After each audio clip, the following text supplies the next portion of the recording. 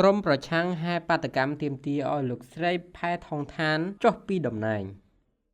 នៅល្ងាចថ្ងៃសៅរ៍នេះក្រមប្រឆាំងនៅប្រទេសថៃដែលមកពីច្រើននិន្នាការនយោបាយបានហេតុបាតកម្មយ៉ាងកកឹកកក្រែងដើម្បីទាមទារឲ្យលោកស្រីនាយករដ្ឋមន្ត្រីផែថងឋានចុះពីតំណែងពួកគេជួបជុំគ្នានៅវិមានជ័យជំនះឋានការវិវត្តថ្មីនេះកើតឡើងទន្ទឹមនឹងពេលដែលនយោបាយផ្ទៃក្នុងរបស់ប្រទេសថៃកំពុងរង្គោះរង្គើយ៉ាងខ្លាំងផងដែរនេះជាការហេតុបាតកម្មដ៏ធំបំផុតប្រឆាំងនឹងរាជរដ្ឋាភិបាលដឹកនាំដោយគណៈបកភឿថៃចាប់តាំងពីបកនេះកាន់អំណាចកាលពីឆ្នាំ2023ម្យ៉ាងទៀតនេះជាការដាក់សម្ពាធកាន់តែខ្លាំងទៅលើលោកស្រីផែថងឋានតាមពិតបញ្ហាផ្ទៃក្នុងបានកើតឡើងជាបណ្ដើ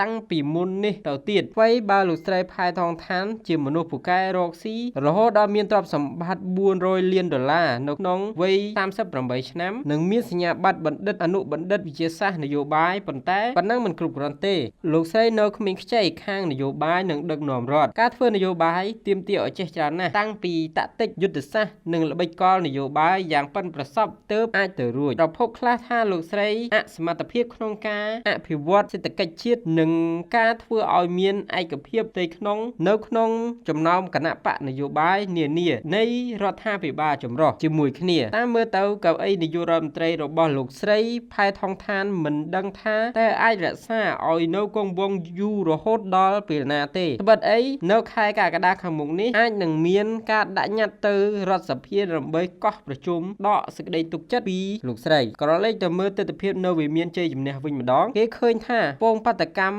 បានក្រវីទង់ជាតិទៅលើអាកាសដើម្បីប្រឆាំងនឹងលោកស្រីផែថងឋានអ្នកខ្លះកាន់បដាសញ្ញាខ្វែងពីលើមុខរបស់លោកស្រីចលនាបាតកម្មនេះរៀបចំដោយក្រុមដែលហៅខ្លួនឯងថារួមកម្លាំងការពារអធិបតេយ្យជាតិដែលប្រមូលផ្ដុំដោយក្រុមអ្នកជាតិនិយមប្រឆាំងនឹងរាជរដ្ឋាភិបាលដឹកនាំដោយត្រកូលស៊ីណាវ៉ាត់អស់រយៈពេល2ទសវត្សរ៍មកហើយវិបត្តិនយោបាយនេះអាចនឹងប៉ះពាល់ខ្លាំងចំពោះស្ថានភាពសេដ្ឋកិច្ចថៃដែលកំពុងតែដើរធ្លាក់ថយស្រាប់ទៅហើយនោះដោយសារសង្គ្រាមពាណិជ្ជកម្មនៃប្រទេសមហាអំណាចនិងកត្តាដទៃទៀតប្រតិកម្មតបទៅនឹងបាតកម្មនេះលោកស្រីផែថងឋានថ្លែងថាលោកស្រីមិនចាប់អារម្មណ៍ទេលោកស្រីបានប្រាប់ឲ្យអាជ្ញាធរធានាថាការប្រមូលផ្ដុំគ្នានេះធ្វើឡើងដោយសន្តិវិធីលោកស្រីថ្លែងថានេះជាសិទ្ធិបញ្ចេញមតិរបស់មនុស្សគ្រប់រូបដូច្នេះលោកស្រីមិនត្រូវការ